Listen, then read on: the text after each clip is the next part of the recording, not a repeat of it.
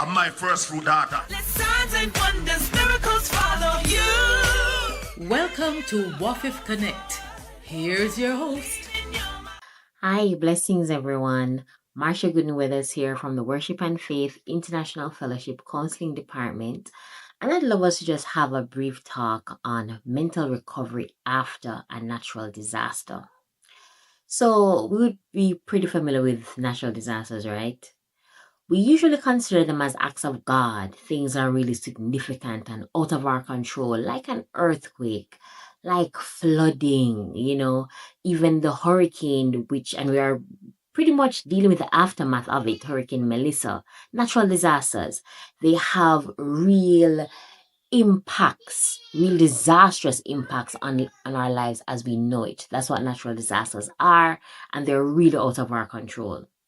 And because they can have such a great impact on us, they may lead us to having mental health challenges. So it's important that we not just get relief from our physical issues or our need for shelter and need for food and water, but we also need to ensure that mentally we are coping well, we are showing that resilience, and we're bouncing back. Yeah, that's really, really important.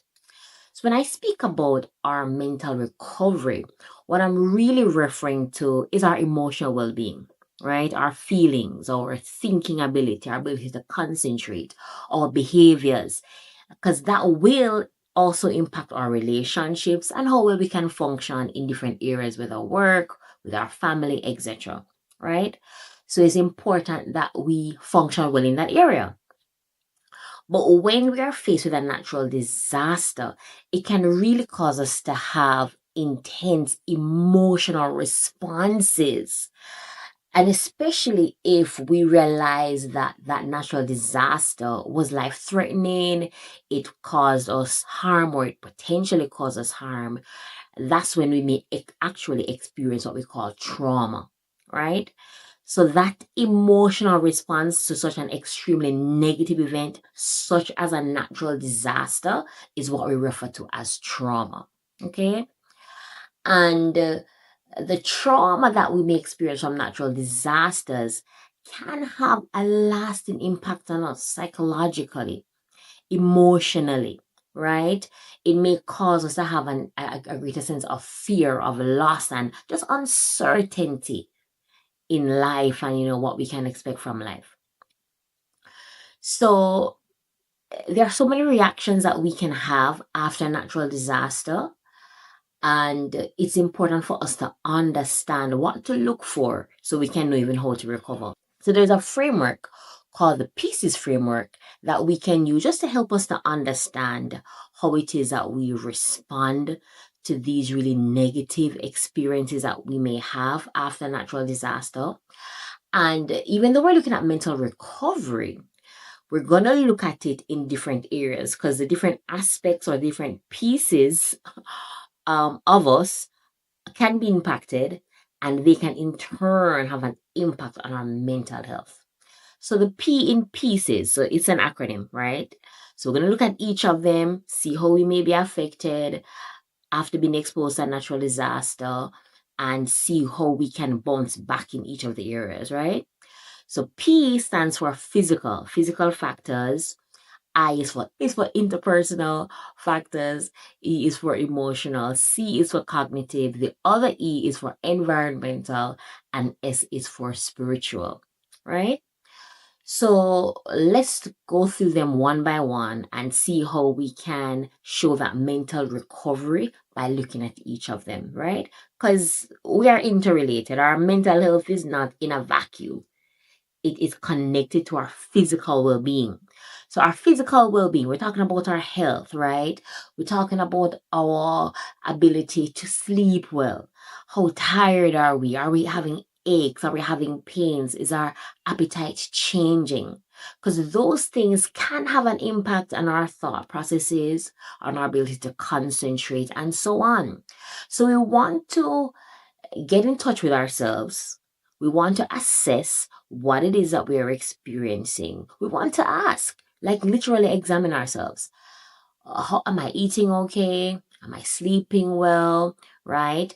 Am I in any excess pain or in any extra pain than what I was in before? It's important for us to be really observant of ourselves to see what is going on within our bodies. Because sometimes, for instance, if it is that we're having a hormonal imbalance or we notice our heart is beating, faster than usual, or we're getting this shortness of breath, it can affect our emotions, probably leading to us feeling more anxious and so on, right? So we need to keep in touch or be aware of what we are experiencing physically within our bodies. And then we want to look at our interpersonal factors. So we look at our relationships. We look at how we get along with others. Our relationships are so key with people because none of us is an island, right? None of us stands alone. So when we are faced with disaster, though, it can change how we interact with those around us. We may get more miserable, we may get more withdrawn. So we want to be aware of how our relationships are being affected. Am I staying by myself a bit more? Am I being a bit more invasive in person's personal space? What changes am I experiencing, right? And when it is that we experience natural disasters, peer support is going to be very important.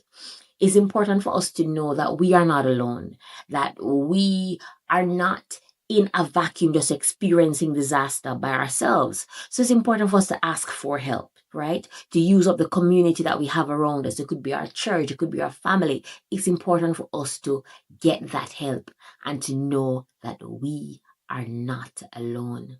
Yeah, man, you are not alone through this. And those interpersonal factors will filter over into our emotions. So emotionally, our relationships do have an impact on us. So that's the E in pieces, emotional factors. When we are faced with a disaster, it can cause us to become more fearful.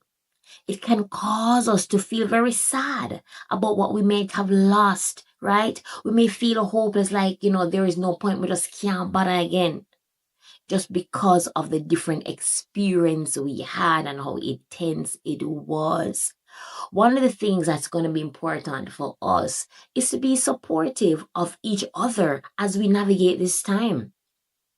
So I want to normalize our emotional experience by saying things like, boy, it's okay to feel upset or to feel sad about what happened. It makes sense because it was a really bad experience, right? So want to normalize what persons are experiencing and help them to know that it is okay because it is an expected emotional reaction to a bad experience, right? And we also want to practice ways of expressing our emotions, whether through writing, like keeping a journal, or using art forms like drawing or painting, singing. We want to get those emotions out and express ourselves fully. We don't want to keep things inside and then, things are just pent up within us. We don't want that. We want to express our emotions in healthy ways, right? And the other piece is C, which would be our cognition. So there are different cognitive factors, and cognitive factors are really referring to our thoughts, right? Our ability to memorize things, our ability to concentrate on things. That's what we're referring to here. So again, we want to reflect and say, am I having a hard time focusing on my schoolwork since I was faced with this natural disaster? What is something that I need to do to help me to get back on track? So when it comes on to our cognition, if it is that we're having a difficulty remembering things, because that is something that can really happen based on the trauma that we might have been exposed to, you may want to create a schedule. You may want to set specific times when you do specific things daily, because that can help you to create a routine, help you to have some form of normalcy, and can also help you to remember those important things that you don't want to forget. So there are just simple things that you can do to help you to think more clearly. So as simple as writing things down, as simple as having a schedule and sticking to that schedule, that is going to be important. The other E is for emotional factors. So what's happening in your environment? Is there water? Do you have shelter? Is your school up and running? All of those things can impact on your mental recovery. And one of the things that we're going to have to do is be really practical. So can I go forth and offer some assistance to clean up a space? Maybe my school or my church got damaged. Can I do something to help clean up that space? Because even being in that space and offering service can help us in our mental recovery. Because we're not just thinking about ourselves and our own experience, but we're giving of ourselves to another group, right? And that can help in our recovery process. So it's important for us to be open in helping to create, safe spaces. That's going to be very, very key. And some of these environmental factors, like a school which needs to be rebuilt or a church, it will take time to be fixed. So we also have to be patient with the process and realize that, as I would say, Rome wasn't built in a day, right? So some of these situations may not be able to be resolved at the same time, but we can take small steps to getting it moving in that, direction of recovery and it being rebuilt. And now we come to S, which is referring to those spiritual factors. Because when it is that we're faced with natural disaster, it can really give us a sense of hopelessness, Like we're really wondering, what is the point? I worked so hard, for my home and now I just lose it, right? I worked so hard to study and to have my books and go to school and know everything went up. What is the point? It can really cause us to almost lose meaning if we're not careful. So it's going to be important when we are faced with such challenges to remember our spiritual values, our spiritual beliefs, those memory verses, that were really encouraging to us. Like, for instance, when Jesus said, "My peace I leave with you," right? "My peace I give to you." When Jesus was encouraging his disciples, maybe there are some comforting words from biblical texts that we can use. Whatever it is important for us to reflect on what we value and what we believe, and to know that we also have a support within our faith group, within our church community. So that's going to be really, really important in helping us to recover. So whether it is your physical recovery, your relationships in terms of interpersonal recovery, your emotional recovery, your cognitive recovery, your environmental recovery, or your spiritual recovery, you are worthy of that love. You are worthy of care. You are worthy of investing in those areas of your life so that you can take your time, take it one day at a time, and recover and reset and rebuild. Yes? As the songwriter says, with Christ in the vessel, we can smile at the storm. It's not easy, but we will get through this. Yes, you can recover after the storm.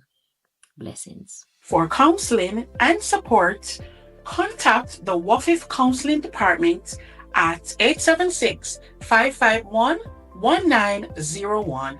Our team is here to listen, guide, and to care for you. Just heard WAFIF Connect, a program about the supernatural, where you get your miracles now. That's right, real stories from real people with real results. And aired on this station Monday to Friday at 4:30 p.m. with Apostle Courtney McLean and our campus pastors, Reverend Kimola Brownlow of WAFIF Fort Lauderdale, Reverend Kenroy Waldo, WAFIF Clarendon, and Reverend Tennyson Dixon of WAFIF Canada. And produced by WAFIF, Worship and Faith International Fellowship.